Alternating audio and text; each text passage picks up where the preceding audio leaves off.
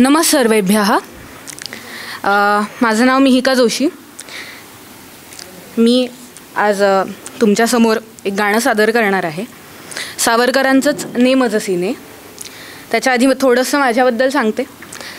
मघाशी आपल्याला कार्यार्थी आणि आमचे कार्यनायक मंदार देशमुख यांनी जे क्षात्रमबद्दल सांगितलं, त्याच ग्रुपची मी एक कार्यार्थी मिहिका जोशी. आता कार्यार्थी या शब्दाचा अर्थ तसं बघायला गेलं तर प्रत्येकजणच आपल्यातला एक कार्यार्थी असतो. महाक्षत्र ह्याच्यामधनं जी एनर्जी, जी क्षत्रिय कार्यवाहक एनर्जी आपल्या सगळ्यांकडे असते आणि ती एनर्जी जो दक्षपणे आपल्या कामात वापरतो तो असतो कार्यार्थी. तर हे कार्य कुठलं तर राष्ट्र उन्नतीचं. आता मी मुद्दाम इथे उन्नती हा शब्द वापरते कारण प्रगती म्हटलं की त्याचा अर्थ गतीच्या आधीची अशी स्टेज होते. तर मग उन्नती म्हणजे अपलिफ्टमेंट, आणि मला वाटतं आपल्याला प्रत्येकालाच अपलिफ्ट व्हायचं आहे.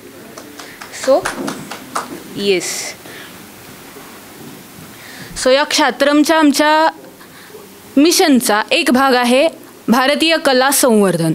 याच अंडर मी आज हे गाणं सादर करते आणि याच मिशनचा एक इनिशिएटिव्ह होता. अजून एक इनिशिएटिव्ह होता, तो म्हणजे मन मराठी. आता ह्याच्यामध्ये $N आहे, हे दादाने मला सांगितलेलं आहे, नोटिफाय केलेलं आहे. आणि त्या मनचा अर्थ होतो संस्कृतमध्ये माझी मराठी. सो सावरकरांकडूनच प्रेरणा घेऊन आपल्या भाषेबद्दल एक अभिमान किंवा त्या भाषेची महती सांगणारं एक गौरवगीत म्हणजे हे मन मराठी. हे यूट्यूबवरती अवेलेबल आहे, प्रत्येकानेच चेक करावं नक्कीच. सो मी त्याच्या अंडर आता एक गाणं सादर करते.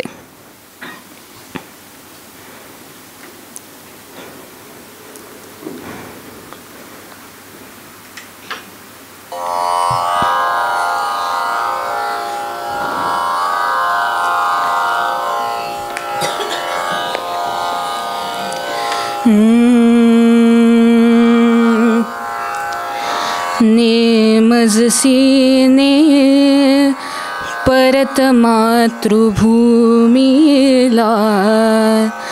सागरा प्राण तळमळला,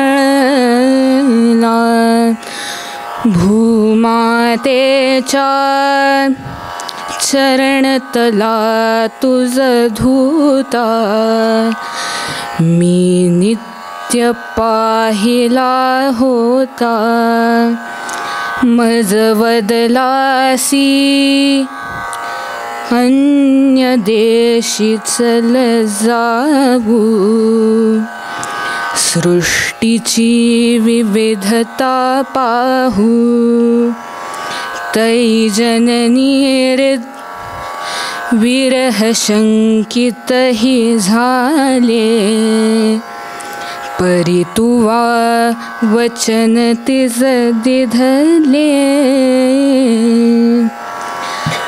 मार्गज्ञ स्वये मीच पृष्ठवाहीन, त्वरितया परत आणीन, विश्वसलो या तव वचनी, जगदनुभव योगे बनुनी, तव अधिक शक्त उद्धरिणी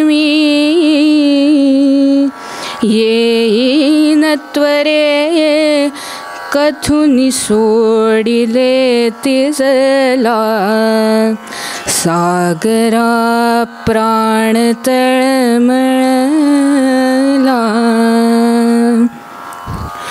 सो ही चाल जी आहे ती जी माहिती मला मिळाली त्यानुसार सावरकरांच्या डोक्यातली आणि बाबूजींनी सादर केलेली अशी होती. तर रामदास स्वामींनी लिहिलेल्या ज्या ओव्या असतात त्या साधारण या चालीमध्ये म्हटल्या जातात आणि तशाच चालीमध्ये सावरकरांनी ह्याची कल्पना केली होती. या गाण्यामध्ये त्या कवीची आपल्याला व्याकुळता दिसते. म्हणजे काय लेवलचं देशप्रेम ते असेल की त्या पार जाऊनसुद्धा तो माणूस आपल्या देशासाठी रडला. आपल्या सगळ्यांकडे पण देशप्रेम असतं, पण काहींचं ते फक्त सोशल मीडियावरती पोस्ट करण्यापुरती असतं. तर आता पहलगामच्या हल्ल्यानंतर मात्र आपल्याला हे लक्षात घ्यायला पाहिजे की कुठेतरी काहीतरी केलं पाहिजे. कारण आपण आपल्यासाठी बॉर्डरवरती इंडियन आर्मी जी झटतीये, निदान आपण त्या लायकीचे बनू शकतो की त्यांनी आपल्यासाठी तिथे मरावं. एवढंच मी सांगेन. धन्यवाद. केवलात्मा भारत.